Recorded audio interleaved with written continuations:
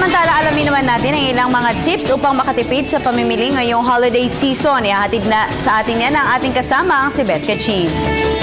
Marami sa atin ang nagbabalak ng bumili ng pangregalo at marahil ang iba ay nakabili na. Para sa mga di pa nakakabili, narito ang ilang tips para sa inyong Christmas shopping. Una, gawin ng maaga ang inyong Christmas shopping. Mamili agad pagpasok ng bare months. Iwasan ang cramming para hindi lumabis sa inyong budget.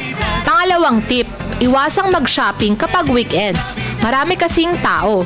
Gawin ang pag-shopping pag weekdays.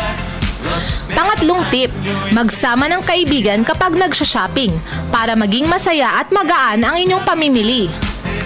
Pang-apat na tip, bago umalis ng bahay, isulat muna ang mga pangalan ng inyong bibigyan at ang regalo na inyong bibilhin para sa kanila. Pang-limang tip, maglaan ng budget para sa mga regalo.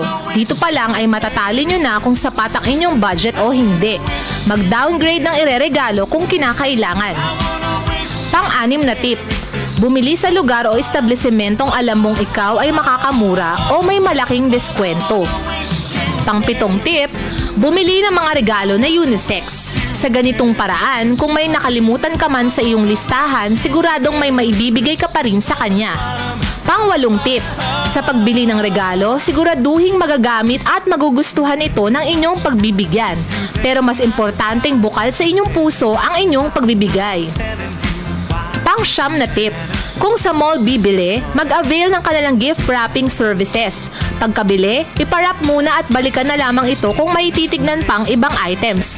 Nakatipid ka na sa gift wrappers, nakatipid ka pa sa oras. At panghuli o pang-sampung tip, pagkatapos na nakakapagod at nakaka-stress na Christmas shopping, bigyan ang inyong sarili ng gantimpala. Magpaspa o magpamasahe o pwede rin namang kumain ng paborito ninyong putahe. At yan ang 10 tips para sa inyong masayang Christmas shopping. Para sa People's Television, Elizabeth Cachin ang inyong naging tagapagbalita.